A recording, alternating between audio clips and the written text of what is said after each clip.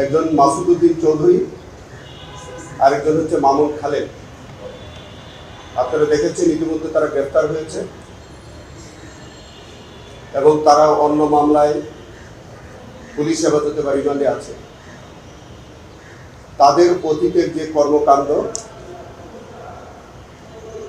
তাদের বহু কর্মকাণ্ড আমাদের মানবতা বিরোধী অপরাধের সংজ্ঞায়িত অপরাধের মধ্যে পড়ে। তাদের সকল অভিযোগ আমরা এখনই প্রকাশ করার সুযোগ নাই, তবে আমরা মনে করি তারা অতীতের যে সকল কর্মকাণ্ড ছিল এগুলি অত্র ট্রাইব্যুনালের এখতিয়ারভুক্ত অপরাধ এবং তাদের বিরুদ্ধে তদন্ত সাপেক্ষে আন্তর্জাতিক অপরাধ ট্রাইব্যুনালে তাদের বিচার হওয়া প্রয়োজন। সেই দৃষ্টিকোণ থেকে আজকে চিফ প্রসিকিউটরের কার্যালয় থেকে আমরা ট্রাইব্যুনাল 2-এ দুজনকে শোন অ্যারেস্ট করার জন্য আমরা আবেদন করেছি।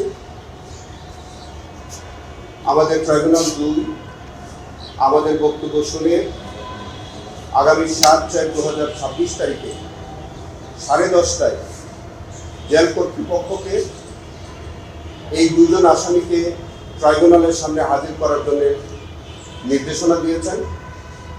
আমরা আশা করি আগামী 7/4/2026 তারিখ 10:30টায় ট্রাইব্যুনালের সামনে তাদেরকে উপস্থাপিত করা হবে এবং সেই দিন ট্রাইব্যুনালের যে অপরাধের সাথে তারা সম্পৃক্ত বলে আমরা যে তদন্ত সাপেক্ষে যে অভিযোগ আসবে সেখানে তাদেরকে শোন অ্যারেস্ট করা হবে এবং তাদের বিরুদ্ধে ট্রাইব্যুনাল আমাদের প্রসিকিউশনের পক্ষ থেকে যথাযথ তদন্ত সাপেক্ষে আমরা আশা করি তাদের বিরুদ্ধে বিচারের সম্মুখীন আমরা করতে পারব এবং আমরা বিশ্বাস করি যে এই দুষ্কৃতিকারীদের আমাদের এই ট্রাইব্যুনালের মাধ্যমে তাদের উপযুক্ত শাস্তি হওয়া প্রয়োজন, যাতে ভবিষ্যতে আর কোনো এরকম কোনো সরকারি দায়িত্বে থেকে কোনো কর্মকর্তা কোনো মানবতা বিরোধী কোনো অপরাধ করার সাহস না হয়। তাদের যেসব কর্মকাণ্ড এইগুলি হচ্ছে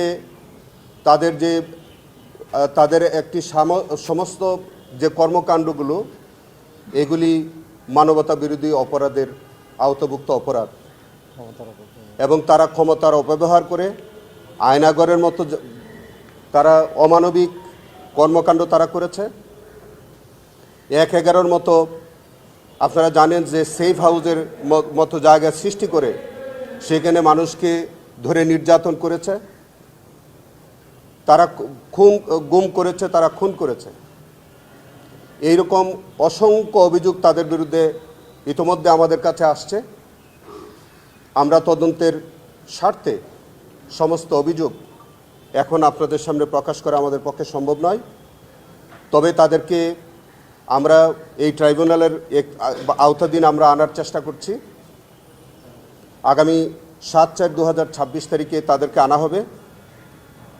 তাদেরকে আমাদের শোন অ্যারেস্টের প্রেয়ার যেটা রয়েছে, তারা আমাদের এই ট্রাইব্যুনালের অভিযোগে গ্রেফতার হওয়ার পর তাদের বিরুদ্ধে অভিযোগ তদন্ত করে আমরা তাদের বিরুদ্ধে রিপোর্ট দাখিল করব।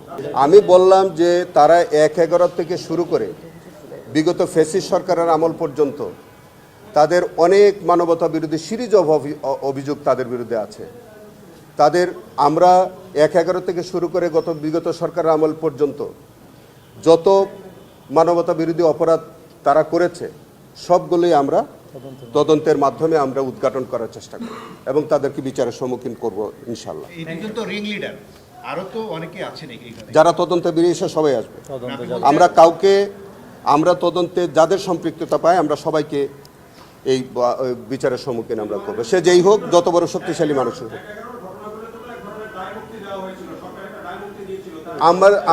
আমরা কোনো দায় মুক্তির জন্য আমরা কোনো দায় মুক্তিতে আমরা বাধ্য নই।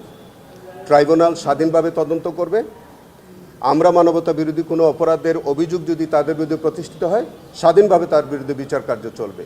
কোনো ইন্ডেমনিটি আমাদের কর্মকাণ্ডে কোনো বাধা হয়ে দাঁড়াবে না।